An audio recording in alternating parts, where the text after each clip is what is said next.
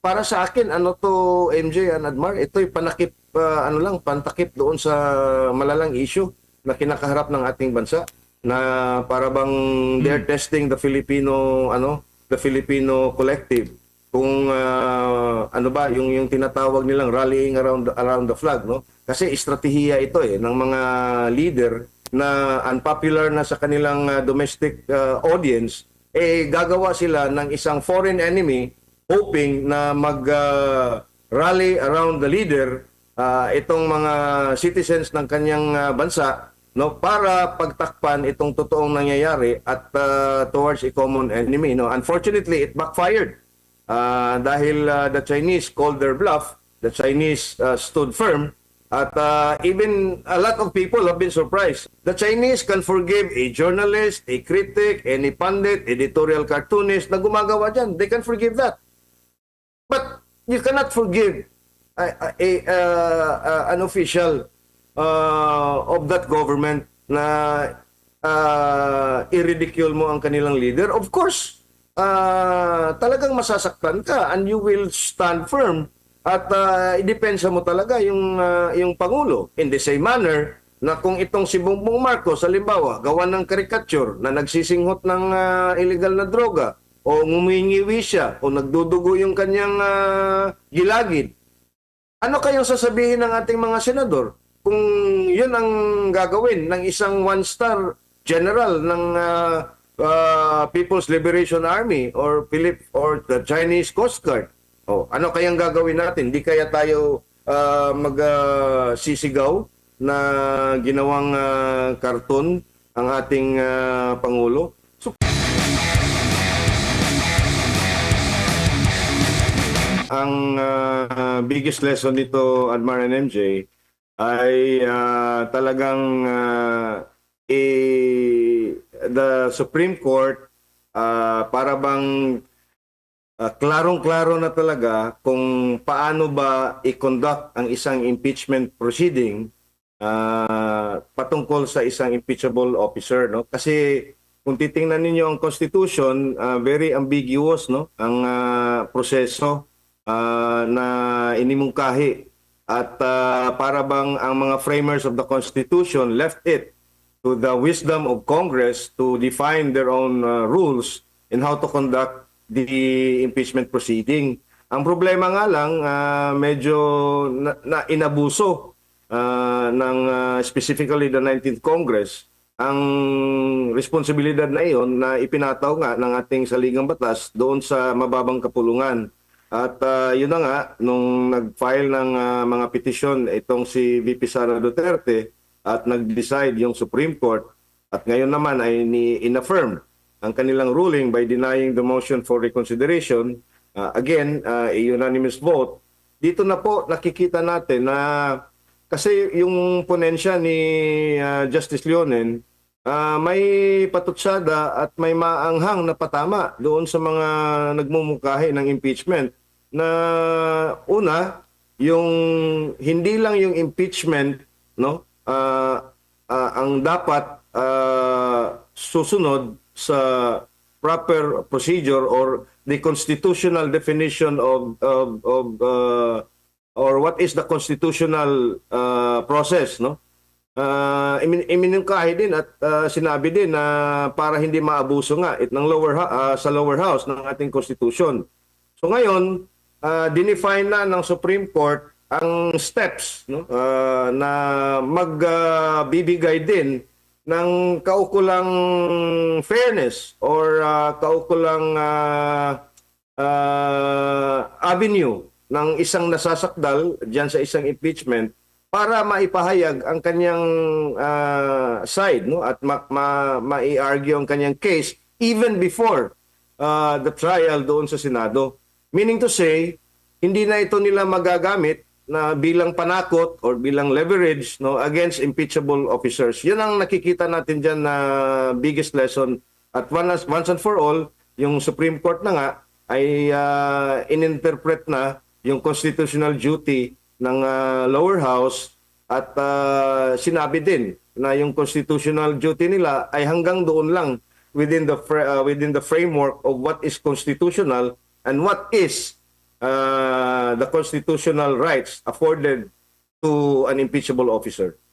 I-quote ko lang dito si Justice Ramon Hernando. Sabi niya rito sa kanyang concurring opinion, and I quote, "I stress that with the respondent House machinations, the one-year bar rule was not only corrupted but veered away from its purpose. It was circumvented.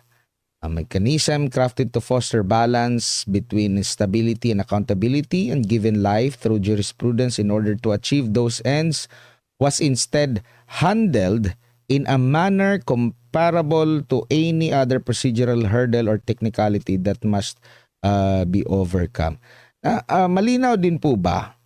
Kasi sabi, circumvented, talagang may ginawa sila na ano doon sa proseso, no? Nakita mo ba na talagang personalan o hindi naman siguro personalan, patungkol ito sa politika. Kumbaga, sinadya talaga na ganun ang mangyari, na naghanap sila ng tingin nila pamamaraan para mapabilis at mapadali ang pagpapa-impeach at ipaubayan na sa Senado sa huli ang impeachment laban kay Vice President Sara Duterte. Kumbaga, hindi ito yung, alam nyo, yung typical na maghahain ka at hayaan mo na umusad yung reklamo mo, Ginong Ibi. Tama, no? At makikita naman natin yan doon sa nangyari, no? Yung first 3 impeachment complaints, no? Na dapat siya na inaksyonan. At yun na nga, sa desisyon ng Korte Suprema, in-highlight nila yun eh. Kaya nga nag-kick in yung one-year bar rule because the Supreme Court effectively treated the first impeachment complaint na yun ang dapat sanang inuna nila. Kaya yung fourth impeachment complaint na inexploit nga nila at sinircumvent, no, at kanilang pinagsamantalahan itong provision na 1/3 vote ang plenaryo can effectively transmit any articles of impeachment or any impeachment complaint at magiging ito ay mag-transform into the articles of impeachment at automatikong mai-transmit sa Senado. Yun ang sinabi ng Supreme Court na sinircumvent nila at sinadya nga nila, no, because yung tatlong impeachment complaints, no, na inihain between December and January ata yun, no, or December lang ba yun, ay inupuan nila at hindi nga, I think it was not even referred to the office of the Speaker at nakatenga lang doon sa opisina ng Secretary General. At noong February 5, no, without the proper conduct of hearing or reading the impeachment complaint, this is the fourth impeachment complaint, ay bigla na lang nilang inadapt at tinansmit nga doon sa Senado at 4 p.m. on the last day of the session of both Congress or both houses of Congress before it adjourns for recess. So, yun ang nakita siguro ng ating Korte Suprema at nakita naman natin yun lahat na ay wala silang kopya sa impeachment complaint or sa nakaakibat na mga ebidensya or affidavit o kung ano ba. At yun ang sinasabi doon, it should be a verified complaint, meaning verified, you have read and understood ano yung complaint at pinirmahan mo na walang nag-ano sa iyo, nagpi-pressure sa iyo or hindi ka under duress kasi naintindihan mo. Wala 'yun eh. Wala 'yun sa fourth impeachment complaint. Iyon ang inaddress ng desisyon ng ating Korte Suprema. At ngayon na nga ay nilatag na ang totoong procedure nga na nasa rules nga nila na yun talaga ang dapat sundin, na yun ang constitutional process. No, not just the impeachment but by the manner by which an impeachment complaint is heard, accepted, at initiated, and then transmitted. So lahat na yan, dapat each step should also be following the constitutional order. Bago lang si partner MJ, no, kung merong mga nagagalak dito sa naging desisyon ng Korte Suprema, lalo na sa panig po ng mga petitioner dito, sa mga kaalyado ni VP Sara Duterte, sa mga supporter ni VP Sara Duterte, meron ding mga hindi natutuwa, no? Kabilang na po rito ang hindi abogado pero Senate President po siya, Vicente Tito Soto III. Ang sabi niya, and I quote, "It is a sad day for constitutional law students and professors. The Constitution had just been amended unconstitutionally through Supreme Court overreach. It will take decades of retirements to correct." Wala na bang mas malinaw pa dyan sa ano? Pwede natin ma-zoom in para mabasa din ng ating mga kababayan. It will take decades of retirements to correct these misinterpretations. When the law is clear, there is nothing to interpret, as any first-year law student knows.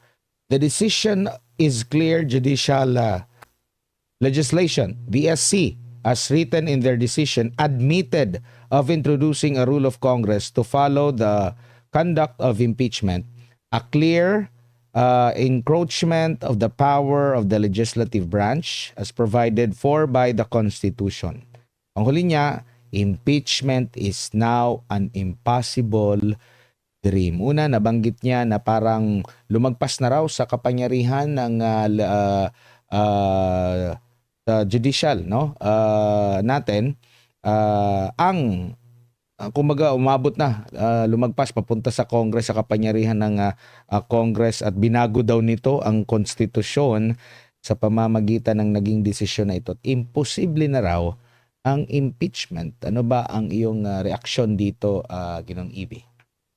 Ano lang, bitter lang si Senate President Tito Soto. Alam mo yung bata na yung gustong laruan ay hindi maibigay ng kanyang mga magulang, nagtatampo, no? So, yan ang nakikita natin kay Vicente Soto. In all fairness, mahaba din ang kanyang experience sa legislation. Pero yun na nga, hindi siya abogado. Pangalawa, ang desisyon ng Korte Suprema ay unanimous, no?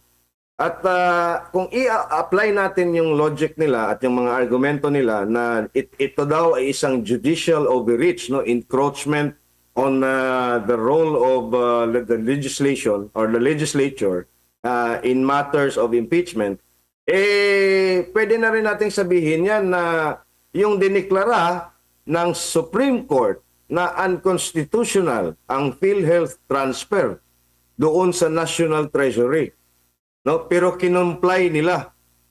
Nagreklamo ba sila na this is judicial overreach? Na kung titingnan mo ang ating Constitution, the power of the purse, ang power, ang kapangyarihan na mag-approve ng ating pambansang budget ay nasa Kongreso. Pero, sabi ng Korte Suprema, itong ginawa ninyo ay labag sa konstitusyon. Kaya, ang sabi nga nila ay isosoli nila. Kasi pinapasoli ng Korte Suprema. Meron bang nagreklamo na isang kongresista o isang senador at sinasabi this is judicial legislation, this is judicial overreach? No? Ito'y panghihimasok ng another independent branch of government? Wala. Bakit dito ngayon sa impeachment, halos ganun na rin ang form and substance, no, ng mga pangyayari. Bakit ngayon itong mismong Senate President na hindi naman nga abogado ay sinasabi na judicial legislation daw to at sinaklaw na nga daw ng Korte Suprema ang tungkulin ng ating mababang kapulungan. Na that in itself is a contradiction, Admar and MJ. At tayo po ay hindi naniniwala na ito po ay isang judicial overreach. No? Tayo po ay naniniwala na ang ating Korte Suprema in this instant, no, took it upon themselves, no, na to really, kasi ilang impeachment na ang nangyari sa ating bayan, no, at sa ating bansa, at merong mga constitutional questions noon. The manner by which it was conducted, evidence were gathered, or witnesses presented, affidavits presented, ganon.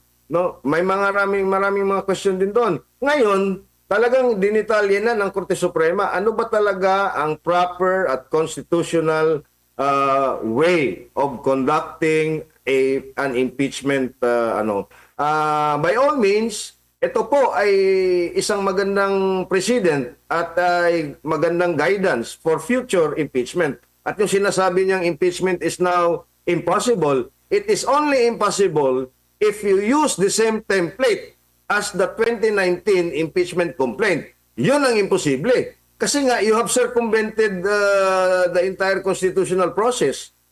Hindi maggawa ka ngayon ng isang impeachment complaint at isang impeachment process na naayon doon sa sinasabi ng ating Korte Suprema. Ano bang imposible nun? 'Di ba? Ang imposible, yung gusto nilang gawin na hindi naman ayon sa ating konstitusyon. Ayon na nga sa ating Korte Suprema na unanimous din ang desisyon.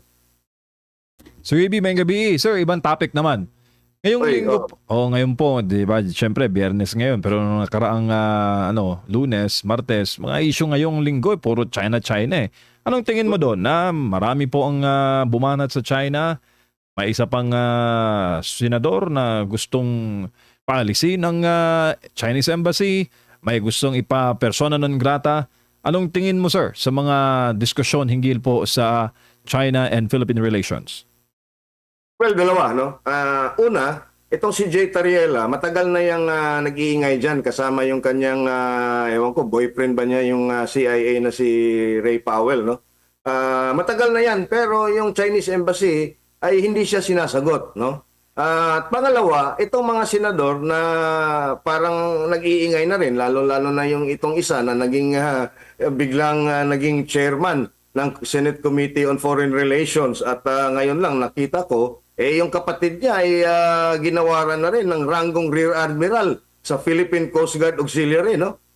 Itong mga taong dito ay para bang sinakyan nila yung isyong ito para mapagtakpan nga ang napakalaking iskandalo dito sa ating bansa. Una na dyan yung ating ang korupsyon na hindi man lang matukoy-tukoy ang mastermind at hindi man lang mapangalanan, kung saan-saan na lang tayo paikot-ikot, pero yung mga pangalan na tunog ay parang baliwala na. That's one. Number two, yung ekonomiya natin na talagang sadsad na at di kalaunan ay papunta na ata ito ng pagiging dugyot na.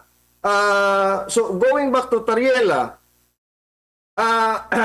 ang tingin natin diyan yung mga Chinese, no, nung mga pinaggagawa nila ni na Ray Powell, yung expose daw nila, yung Project Sealight, ganyan, paliwala sa China yun eh. That's part of the game, no? Ang China, meron din silang ganon, no? Every time may mga statements si Tariela concerning the claims of the Philippines, yung sovereign claims, ang mga Chino naman nag-assert din ng kanilang sovereignty claims, no? Back and forth na yan, no? Ilang taon na yan, 3 taon na yan na mahigit. What triggered the Chinese Embassy, and we do understand it, no? Bakit ganun na lang ang pagkadismaya at ganun na lang na biglang naging confrontational ang Chinese Embassy? Because of the fact na itong isang Jay Tariela, no, ay nag-conduct ng isang seminar sa isang universidad at ginamit niya ang mukha ng presidente ng China na Mr. Xi Jinping at ginawa niya ng caricature at ginawa niyang katatawanan at nag-deny pa nga siya na hindi niya minention at bigla na lang lumutang ang video na sa seminar na yon 4 na beses na pinangalanan niya ang pinuno ng China. Yun ang unang kinall out ng Chinese Embassy. Pero ginaslight, no, ni Jay Tariela at hanggang sa yung narrative ng sovereign rights, sovereign claims, atin yan, EEZ, blah blah blah, and everything back and forth, no. Now, I was also surprised, no, MJ and Admar, bakit ganoon na lang yung pagiging engaging, no, ng Chinese Embassy.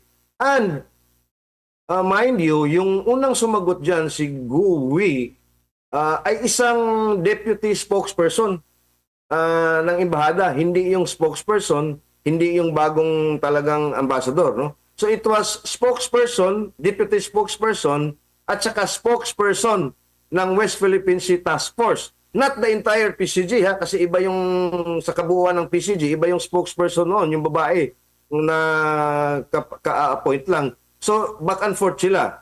Hanggang sa biglang uminit na nga itong mga tit for tat nila, yung exchanges nila, yung word war nila. At ako po'y naniniwala na this has something to do with the strategy of the US, no? Na ang Amerika, if you remember about a month ago, no, nakipag-engage na ulit sila sa China. Nung nag-meeting nga sina Mr. Trump at si Mr. Xi Jinping, no, I think there's a 1-year truce on the tariff wars, no, na inumpisa nitong si Mr. Trump. And then lumabas yung national security strategy ng Amerika na kung saan ay dinidefine yung kanilang national security framework, at noticeable doon ang kanilang reference to China in the previous NSS ay enemy, no? Ngayon, nitong bagong NSS, ang tawag nila sa China is a peer competitor, no? A peer economic competitor, kakompetensya na, no? So kung titingnan mo yung rhetoric, no? From enemy to a peer competitor, no? Kakompetensya, hindi na kaaway. Now, kung titingnan mo rin ang mga reaksyon, kasi pagka may mga nangyayari dyan sa South China Sea, sa Sigalot dyan, immediately yung US Embassy or yung US state officials or kung sino man sa EU, meron din silang kaagad na mga statements, no? Pero incidentally, no, whether by intent, hindi natin naririnig yung Chinese Embassy, American Embassy, yung mga EU dyan, wala. Pinabayaan lang nila na mag-exchange itong si Tariela at itong Chinese Embassy. Hanggang sa nag-escalate na nga at bigla na lang dumating itong spokesperson mismo ng Chinese Embassy kasi parang naka-leave siya. At tamang-tama naman na naabutan niya itong resolution calling for the declaration na persona non grata si Mr. Gowi, at naghamon sila, di hinamon din sila ng mga Chinese, no, na ideklara nyo na kami, lahat kami, including the Media Bureau, at willing naman kaming ipasarado ang aming embahada kasi sanay na nga kami dyan, no?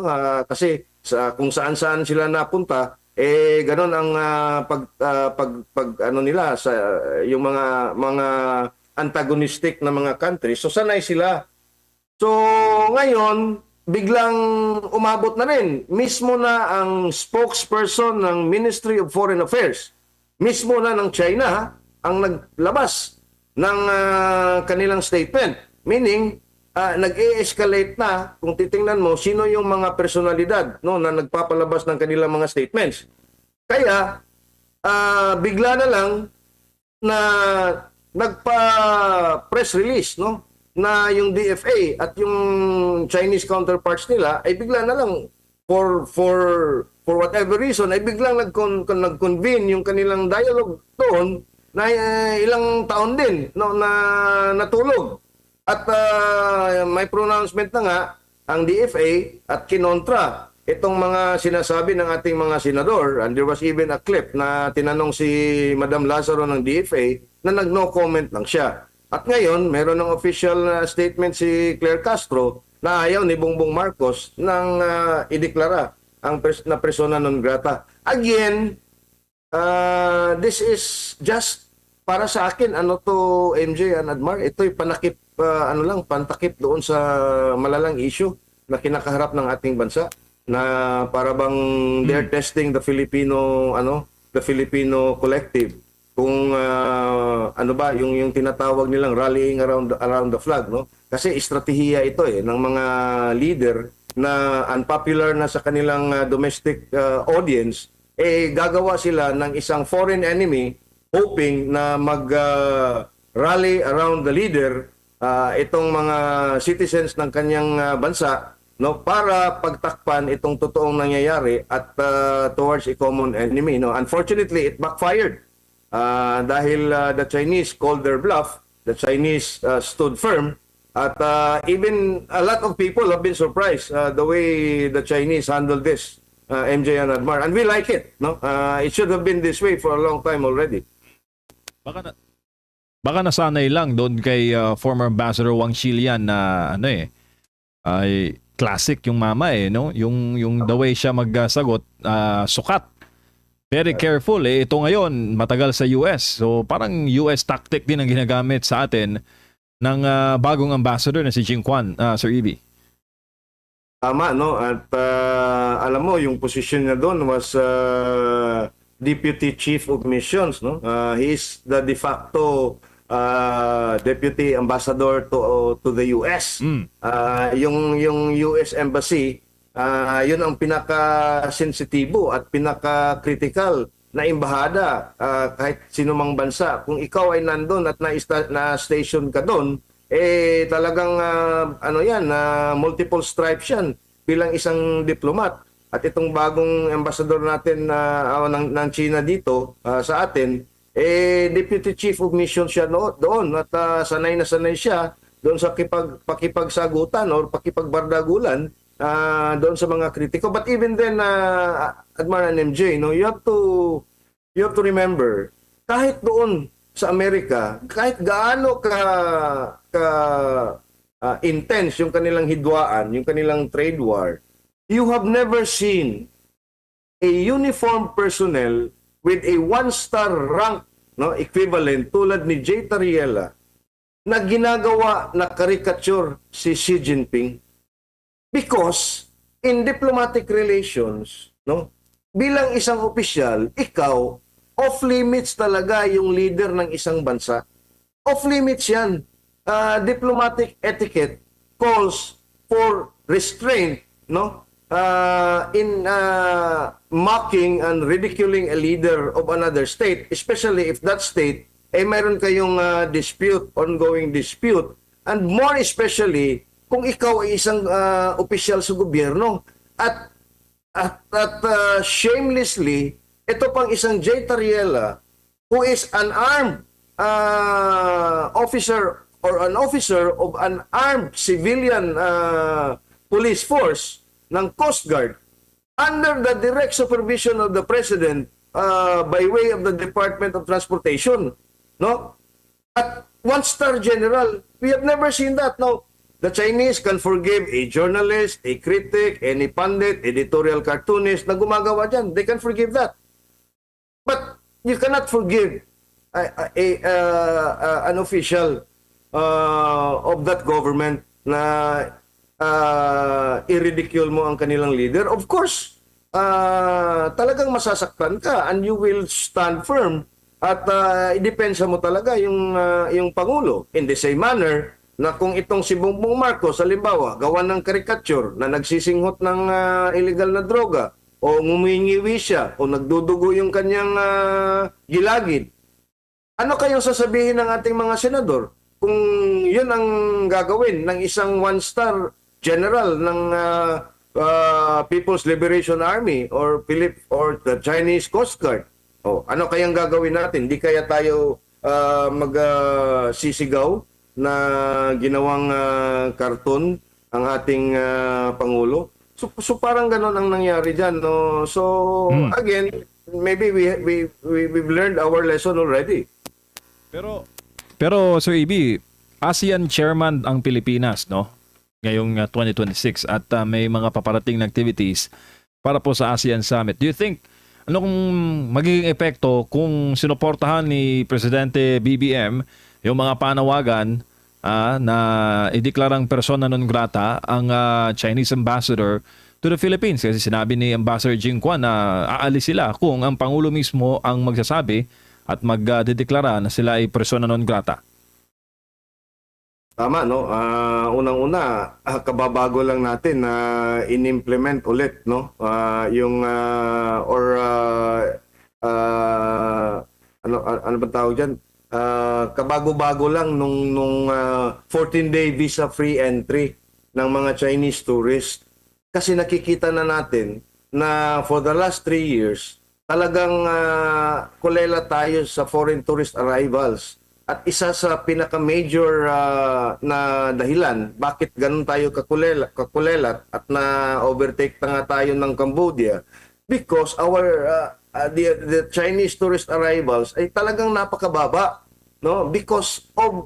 Largely because of the tension dyan nga sa disputed area sa South China Sea. And then bigla na lang nagkaganito si Tariela at yung Chinese embassy. Pangalawa, sinabi na nga yan ulit no ni Tourism Secretary Cristina Frasco that for our tourist industry to recover, Chinese tourist arrivals is the key. So therefore, kailangan talaga natin na ibalanse ang ating relasyon doon sa China. At tama ka, no? ASEAN chair tayo ngayon. Tayo ang magho-host. Ang mga delegado from the 11 ASEAN nations were here. And in fact, they will be here because I think today or tomorrow, MJ and Admar, alongside the Tourism Forum, ay magaganap din yung mga junior ministers meeting, prelude ito sa main summit in April, na mag-uusap sila ang ASEAN at saka Chinese delegates, no? Pag-uusapan nila yung Declaration of Conduct in the South China Sea na matagal na nating hinahangad na magkaroon na tayo at magkapirmahan na para mapababa, no? Yung tension dyan sa South China Sea.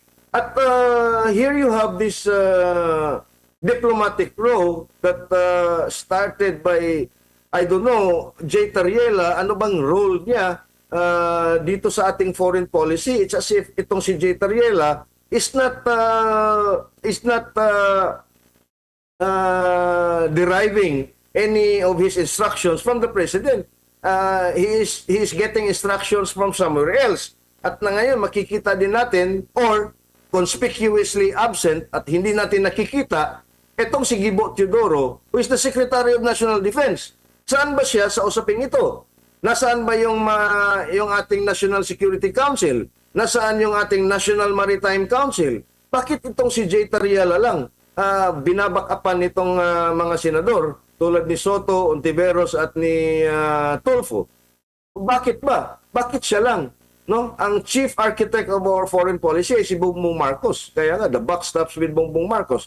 Ngayon, merong ASEAN 11 nations. Pero merong ASEAN plus 3. Yun ang importante. Kasi the 11-member ASEAN plus China, plus South Korea, plus Japan.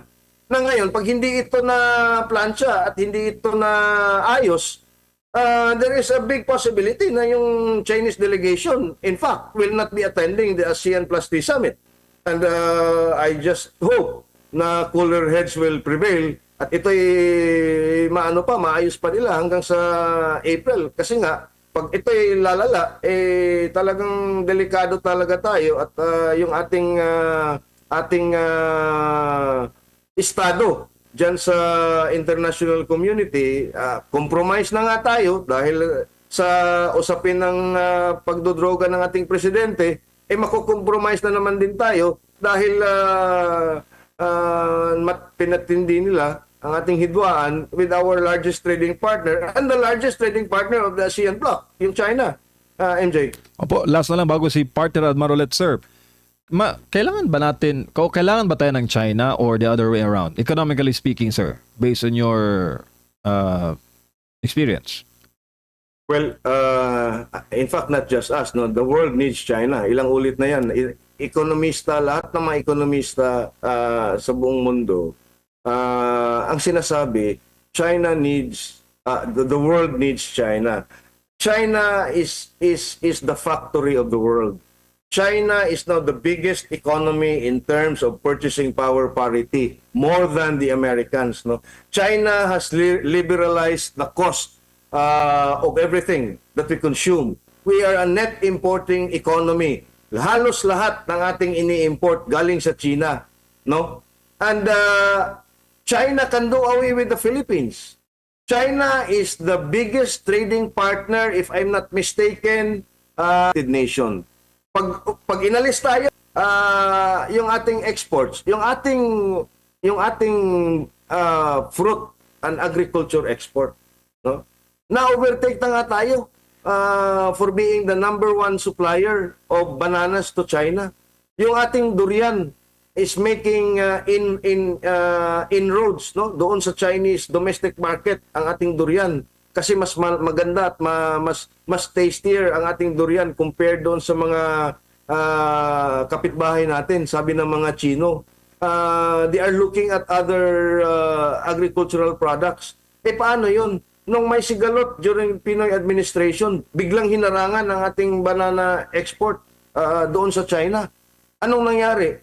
Ilang plantation ang nalugi doon kasi yung mga containers nila loaded with bananas ay hindi nakapasok. Hindi pinapasok because of some non-tariff barrier restrictions na ginawa ng China. So, again, the question of our dispute with the Chinese is there. But that is not the linchpin of our relationship with China. In the same manner, we are now witnessing and we can never, in great powers game, we can never take sides because we will be left in the dark kung pipili tayo ng isang side. No, we have, the para sa akin yung pinakamagandang modelo diyan, yung Vietnam diplomacy. Yun talaga sa akin. It's working for Vietnam. Look at Vietnam now, where he is or where she is. No? Kung yan lang ay ating kinopya, even half what the Vietnamese did to China and the US and the Russians, I don't think na hindi gaganda yung ekonomiya at yung political stability ng ating bansa. Pero yun na nga bangag yung presidente. Opo. Sir EB, dagang salamat sa imong oras o higayon. Sa ulitin, mabuhay po kayo. Thank you, sir. Ay, dagang salamat.